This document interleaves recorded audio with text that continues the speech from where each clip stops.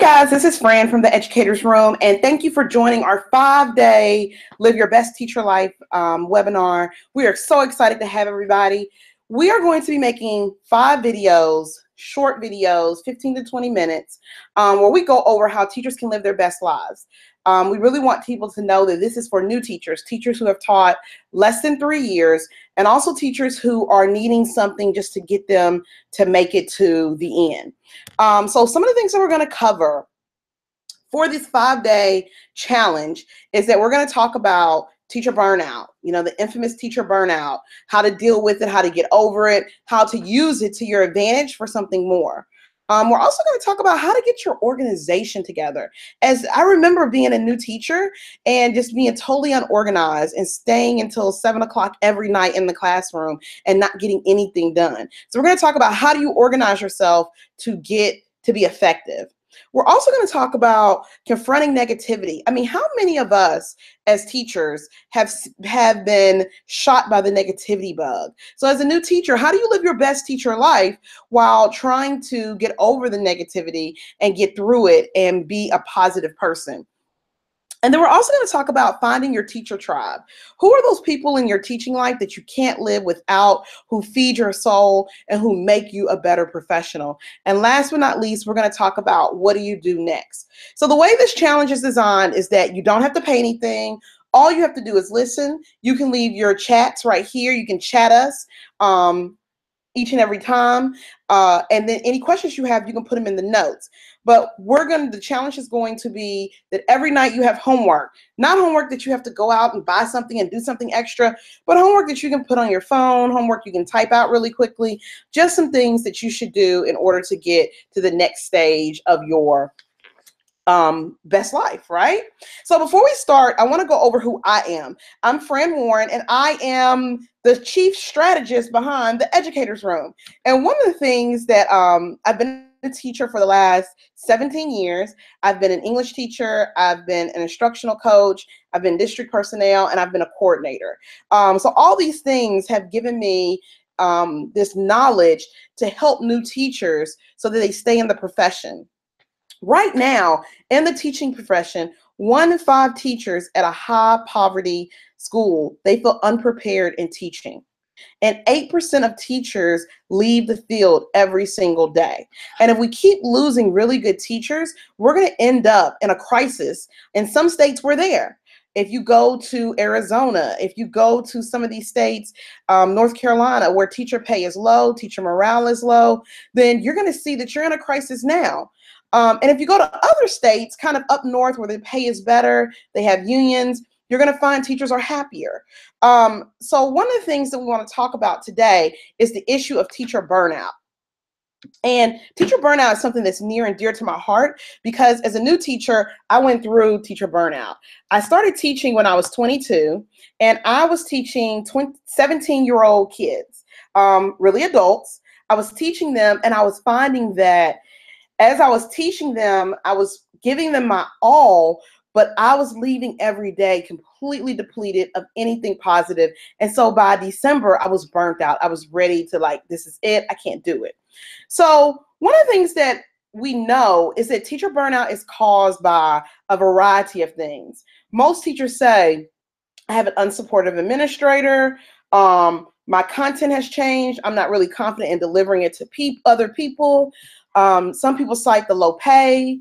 Some people just feel like teachers are just beat up all the time. And all of these things are true. And if you're a new teacher going through this, then you are just in the midst of trying to, how do I get through it all?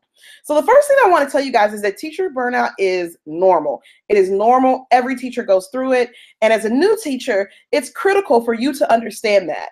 I was just speaking to a new teacher a week ago before break, and she was saying, I feel like such a failure. My team doesn't listen to me. I'm barely hanging on. And I looked at her and I said, it's December. It's your 2nd year teaching. You're supposed to feel like this. This is a profession that will beat you up, chew you out. Chew you out, spit you out, and you will totally be just feeling in the dumps. So it's normal. Everybody goes through it. I don't care if you're teaching at a high poverty school, a high performing school, at a rural school, at a suburban school, at a school in the middle of the city. Everybody goes through degrees of teacher burnout. But the first thing that you need to know is that it's normal. You're going to go through it. You're going to experience it. And guess what?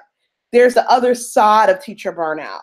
A couple of years ago, me and a group of teachers wrote a book about, how do you survive teacher burnout? And I'll put the link in here for you guys to read. But one of the things that people kept saying was, how do I get over it? Like, how do I know that it's normal? Well, I like to use this quote by Zig Ziglar, and he talks about, your attitude, not your aptitude, determines your altitude. Your attitude, not your aptitude, determines your altitude. So that's a lot. So one of the things that I take from that is that we know we're going to go through burnout. Teaching is hard. That there's going to be days that you hate your job. But if you don't possess the right attitude, you can never get over the hump. I remember teaching, and my two mentor teachers were veteran teachers. One had taught like 10, 15 years. The other one had taught about 7 years. And one of the things that I took from them was that when I would go to them with a problem, they would listen to me, they would let me vent, and then they would say, okay, so what's the solution? And if I couldn't say what the solution was, they would say, okay, so this is what I think you should do. And even though it seems small to them, shout out to Ms. Black, shout out to Ms. Brantley, they know who they are. It was huge for me because I felt like it validated everything that I was going for. So one of the first things that you probably need to know, and this is part of living your best teacher life, and this is why we're doing the 5-day webinar series on this, is that you can't be a perfect teacher. Period. You cannot be a perfect teacher. And there's a lot of us who feel like, oh my God, they go on Pinterest, they go on Instagram, they see all these teachers doing these great things. And as a new teacher, you feel like a failure if you're not doing the same thing. So I'm here to tell you right now that you can't be the perfect teacher. It's impossible. And really, you don't get your groove until about year 5 or year 6. So when you know this, you got to stop comparing yourself to people on social media who make teaching look easy and everything looks perfect and their rooms look perfect and their kids look perfect, and you're sitting here with 30 kids who barely want to bring a pencil to class. So that's the first thing, is that you can't be the perfect teacher. Knowing that you can't be the perfect teacher, it's really important for you to have a mentor, whether it's somebody in your building, whether it's somebody in your teacher prep program, whether it's somebody in your family, whether it's somebody online who can guide you into what worked for them so that you can see if it works for you. So one of the things that I completely discourage new teachers to do is to compare themselves. Well, such and such has a quiet class. Why don't I have a quiet class? Because what worked for them may not be what works for you. So you have to get over the myth that, hey, I need to be a perfect teacher. Everything has to be right. There's going to be times when your administrator comes in and they're going to not like what you're doing. The important thing is for you to be reflective and for you to understand that, hey, maybe I didn't do this well, but I could probably do this really, really well. Another thing that I think that the myth of the perfect teacher is when we go on Pinterest and we see all these perfect rooms and all these perfect activities, and we say, oh, I want to try this, and you try it and it fails, and you're like, oh my God, like, how am I going to, like, I'm such a failure. So the first thing that I say is, as you are teaching, it's fine to get on Pinterest, it's fine to get on Instagram and look at things, but take those things with a grain of salt and pick things that are good for your students to do. This is a hard thing for teachers because it's in our DNA that we want to be perfect. We want things to work out. We want things to fit. We want things to do this. And one of the things that I've noticed is that type of personality where we always want to be winning or we always want to do the right thing, sometimes that bites us in the butt when you're working with live humans, little humans, and you're trying to get them to do this activity and this is just not the day for it. So you have to go in every day knowing you're not the perfect teacher. But one of the things that I live by is the 1% to infinity. And that basically means that every day that I get up as an educator, every day that I get up in front of other people's kids, I try to be 1% better than the day before. So, for example, when I was a teacher, I taught English. And I had 17-year-olds. And if you know anything about 17-year-olds, I was 22. No student wanted to listen to me. So my first feat was, how do I even get them to read the content that I'm teaching? And so I had to think of things that they liked, and I had to find books that they would be engaged in. They liked The Crucible, but they only liked The Crucible when I said, hey guys, it's lots of sex, violence, lies. I had to hook them into the book. And then they were like, oh yeah, let's read it. So you have to do what's best for you and what works for you. And if you go with the 1% till infinity, then you will gradually get better. Which goes to my next point. So we talk about 1% better, but what happens if nothing is going your way? Nothing is happening as a new teacher. You are struggling on how to even take attendance in the first 15 minutes. One of the things I like to tell new teachers is that, what's your goal? Like, what's your end of the year goal? In June or May, what can you say you want to accomplish? So for my students, when I was teaching, I was an English teacher. I wanted them to be able to write. I wanted them to be able to write at least a full essay by the time they left my class. I wanted them to do other things, but I felt like if I could just get them to write a full essay, everything else will kind of go together. So one of the things that I had to do, if that was my year-long goal, I looked at the 10 months that they were in school: August, September, October, November, December, January, February, March, April, May. And I said, each month, what are we going to do? And so the first month was just, let's look, let's read, let's dissect essays that I think are good essays. Why are they good? Let's talk about them. How are they structured? How do they connect through here? And then the second month, it might be, okay, guys, we're going to work on this. We're going to work on an opening. How do you write an introduction to an essay? The next 3 months might be, how do you support claims in an essay? The next month might be, okay, how do you write a conclusion? The next month after that might be, okay, after everything we've learned, how do you put it together? It's really simplistic, but it's something that I think new teachers take for granted.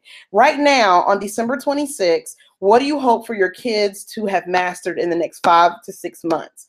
Once you have that written down, then go through and break it out by month. And then after you've broken it out by month, break it out by week. And for some new teachers, you're going to have to break it out by day. And that's okay. But you have to be working towards a goal. And a lot of people will say, well, I already have goals. I have, this many kids need to be proficient in my class for my 3rd grade class. That's fine as a goal, but how are you going to get there? What does it look like? What specifics do you need? And I think that is critical for new teachers.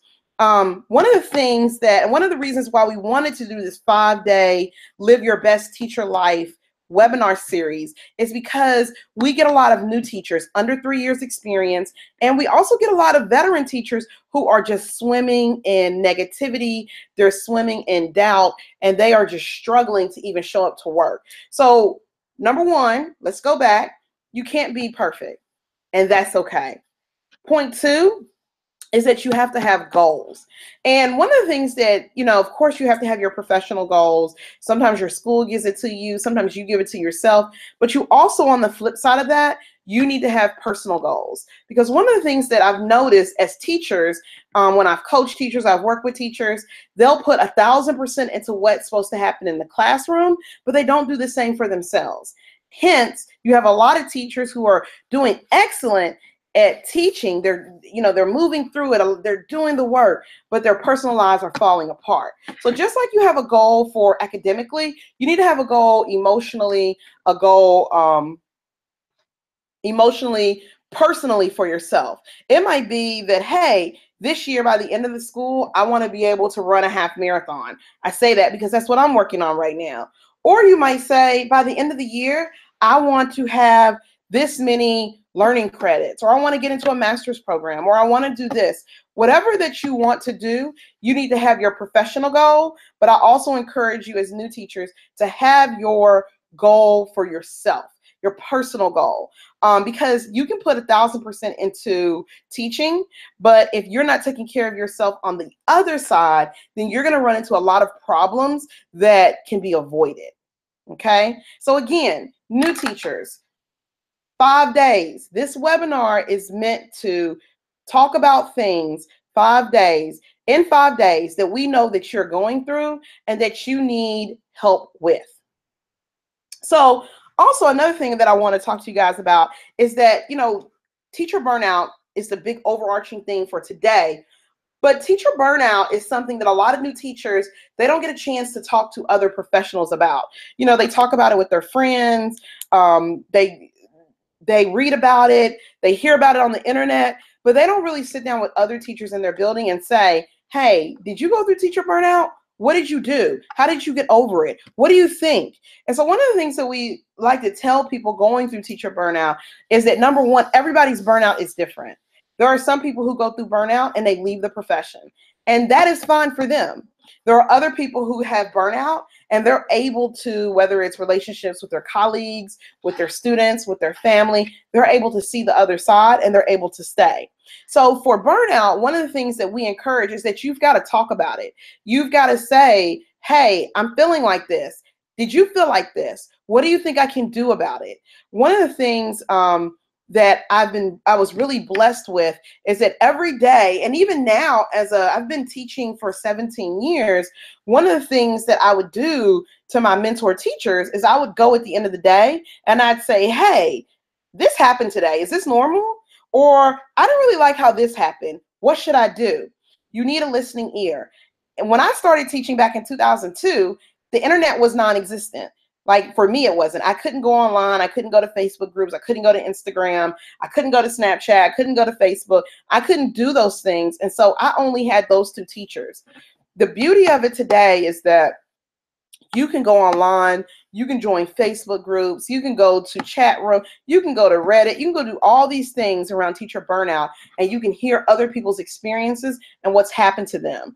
And our private Facebook group for this webinar, and I'll send everybody the link if they want it, is that one of the things that we want new teachers to do, less than 3 years, is to talk about what's going on, how they're feeling, their issues, their frustrations, and also for people to offer solutions. So many times in teaching, it's super easy to complain, but it's even harder to find a solution.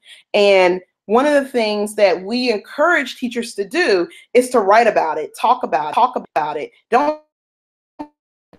Don't say, oh, well, it is what it is. No, in order to get over burnout, you have to talk about it, you have to recognize it, and you have to do something about it. When I went through burnout, I was probably in year 5 and I was going to leave the profession. And one of the things that kept me in was that I was able to connect with a colleague of mine who had left the school and who was teaching in another place. And they talked about how just changing schools helped them tremendously in how they felt about teaching. So recognize burnout, talk about it, be proactive. It's just like if you are suffering depression, the more time that you sit and you wallow in your depression and you don't let other people know, the harder it gets to come out of it, the harder it gets to come out of the fog. So I want you to really think about that. And I want you to really work on, hey, I'm going through this as a new teacher. I recognize this is the burnout. What should I do? Another thing that we want you to do, because this is just series 1 in the 5 days, is pick one new thing that you can do starting today that makes you happy. For me, it would be to read a book that I really want to read. Or it might be for you to take a walk or a jog or a swim or go to boxing class. But you need to pick something outside of teaching that's going to make you happy. And one of the things that we found when talking to new teachers is that they don't have anything else. Everything is about teaching. Their life, it consumes them. They wake up with it on their mind. They go to bed with it on their mind. There's no time for anything else. So we really encourage for you to find something else or for you to try other things that are going to make you happy and that are going to make you feel fulfilled. Also, another important point as we talk about burnout and we talk about all the things that teachers go through is that you have to leave work on time. If you had one New Year's resolution, this would be the one that I would put the most stock into. As a new teacher, veteran teachers know this. Sometimes we don't. But if you stay every night at the school till 7 o'clock, you will go home, eat, go to bed, repeat. So it's really important for you to go through, and it's really important for you to, number one, be strategic in how you grade and how you plan. So one of the things that I encourage teachers is pick one day after school that you can sit after school and get all your grading done. Also, when you pick that one day, you might stay 4 hours that one day, right? But if you've called all your parents, if you've done your planning, if you've done all of this, then when you go in the next day, you're not as stressed. You're not as over it as you would be if you did it every single day. So we really believe is that, number one, of course, picking your day. I'm going to stay late, but also make sure that you set your timer when the bell rings. If school is out at 2:30, you should be gone out of the building between 3:30 to 4. You should be gone. You should be done. If you're staying to 5 or 6 o'clock, you're contributing to your own burnout. So new teachers who are watching this, and I see we have about 20 online, only stay 1 hour after the bell. And that might mean that you do not sponsor activities after school, or you may only take one activity, or you might not take any, but only an hour after school. That's your max. That's all you can do. And I encourage you to do that because you need time to practice on some new interests that you have. You need time to take care of yourself. You need time to sleep, to eat, to take care of your family. So remember, we're only staying 1 to 1.5 hours after school. And then we're also only picking one day a week where you're going to stay longer than that to get your work done. This is it for, we talked about, this webinar is not going to be an hour long. It's going to be about 15 to 20, 25 minutes. So here's your homework for tomorrow.